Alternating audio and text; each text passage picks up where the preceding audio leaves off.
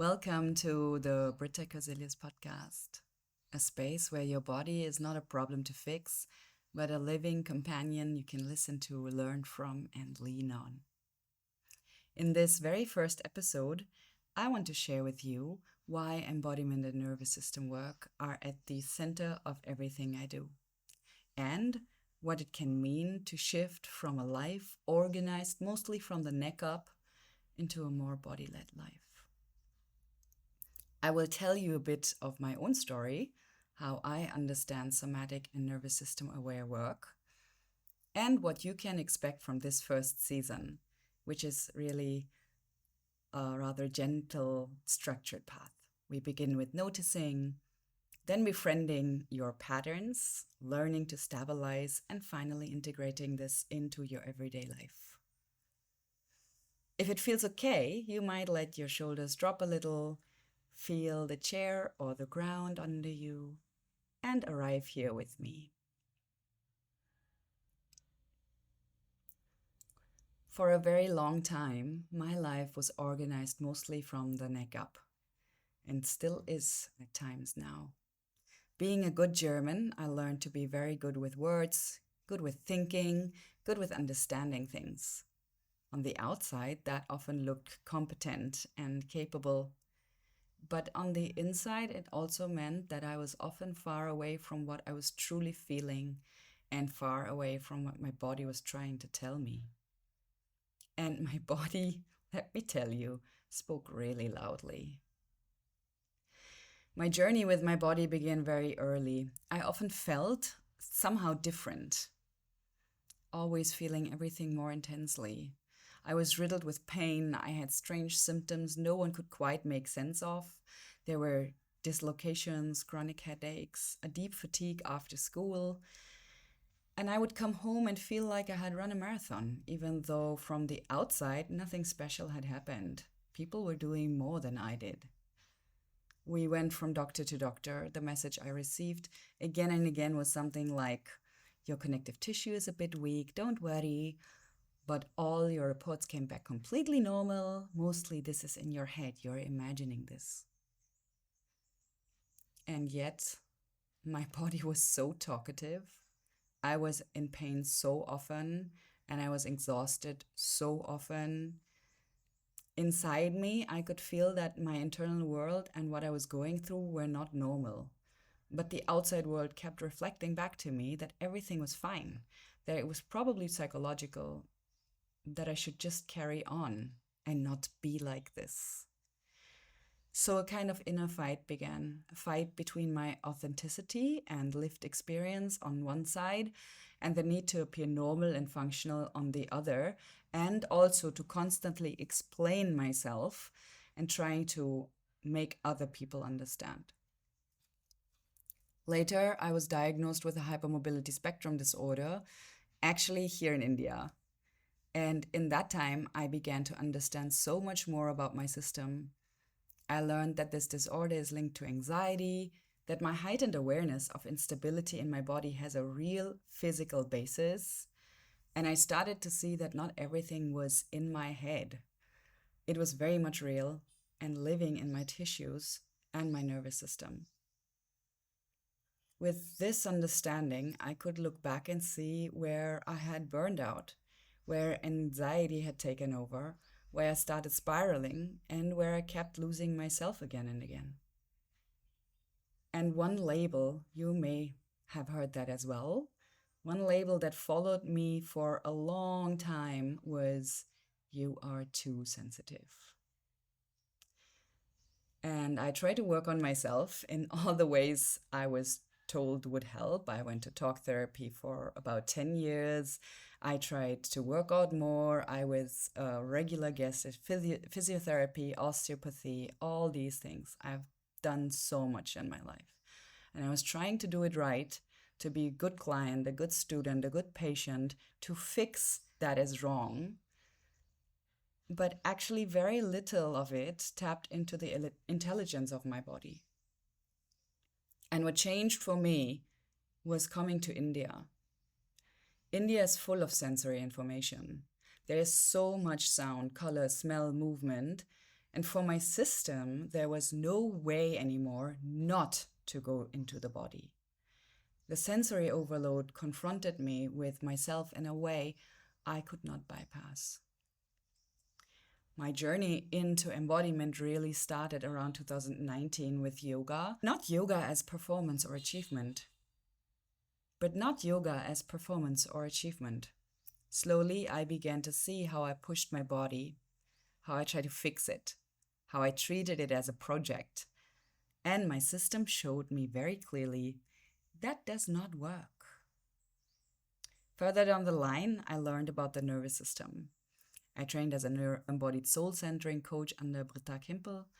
I did additional yoga teacher trainings that focused on internal communication, on stabilizing muscles, on deeper layers of support, and on how the body actually feels from the inside. I started to understand how all of this lives together. The connective tissue, the hypermobility, the anxiety, the sensitivity, the constant feeling of being too much or too fragile, and the pressures of the systems we live in.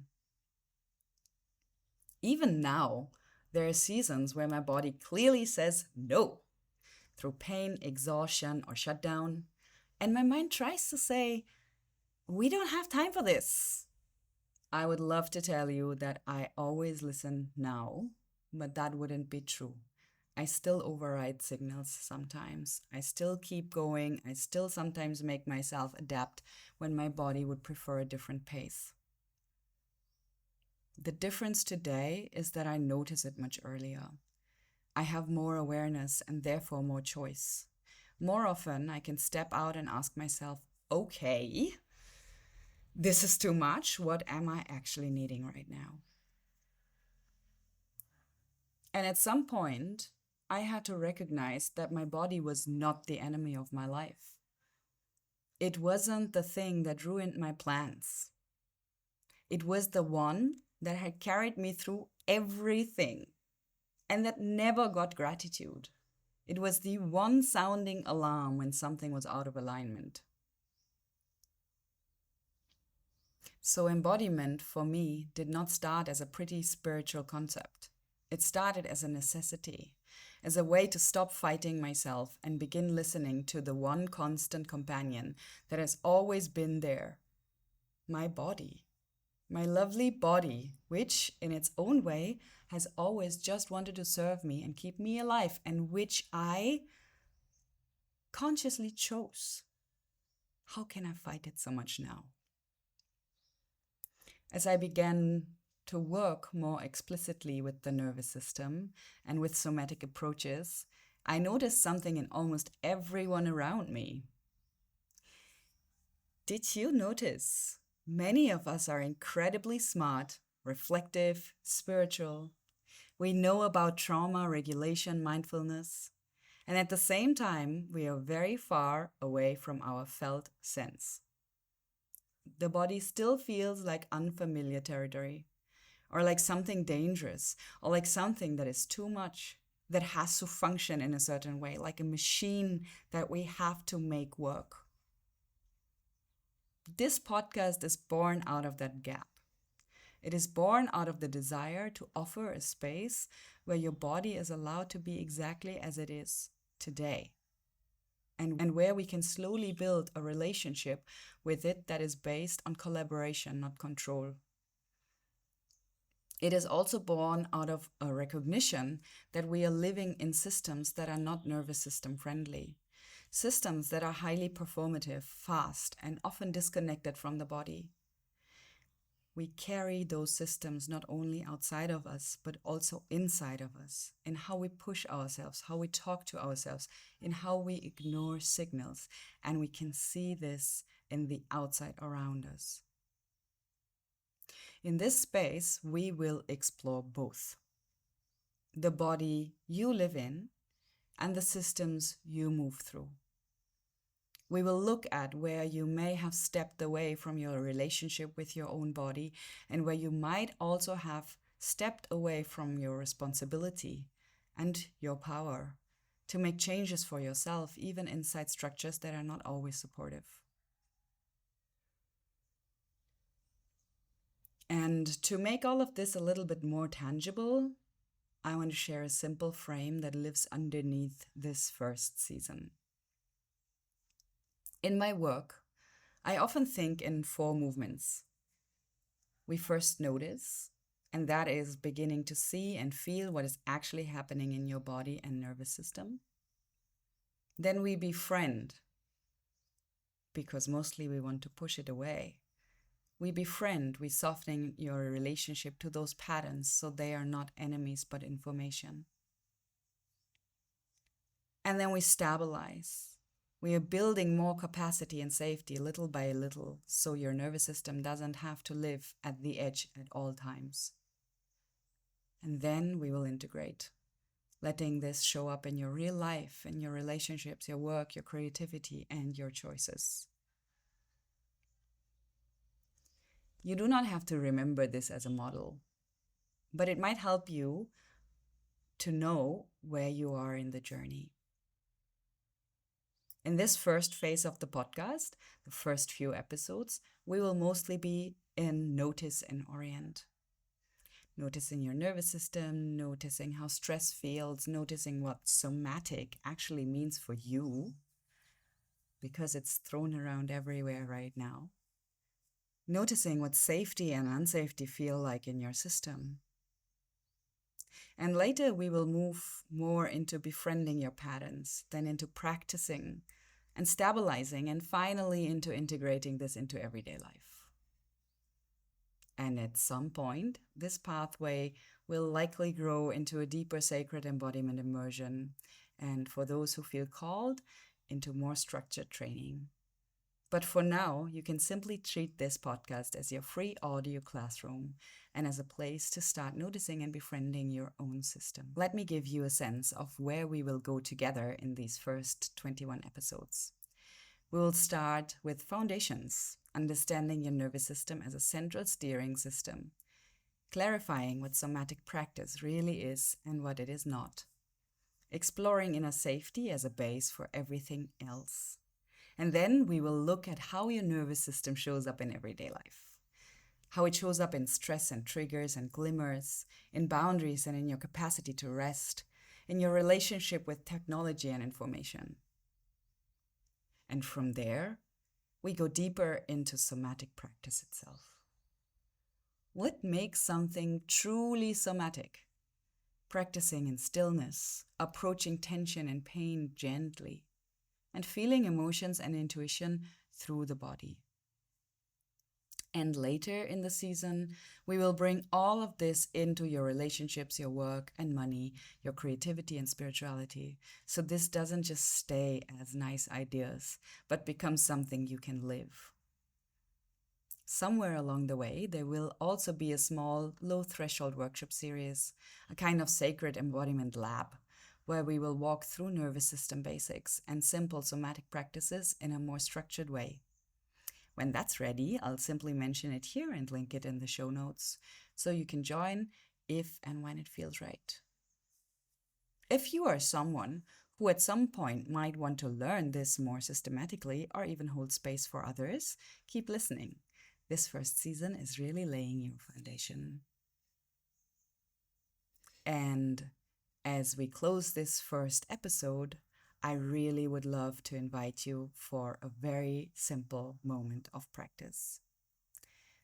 If it feels okay for you, you can gently place a hand somewhere on your body that feels neutral or comforting. Maybe your chest or your belly or thighs, maybe your hands on hands, whatever lands for you. And just notice the warmth or the coolness of your hand, the temperature. What can you sense? The contact underneath you. Where are you sitting? Are you standing? Are you going somewhere while listening to this? Where are you? And then just briefly notice your breath exactly as it is. I know for some of you this is hard, so you can skip that and just make yourself aware of your surroundings. And we don't want to change anything. Just notice. If this resonates, you might say, very lovingly to yourself within, okay, body, I'm here. I'm willing to get to know you.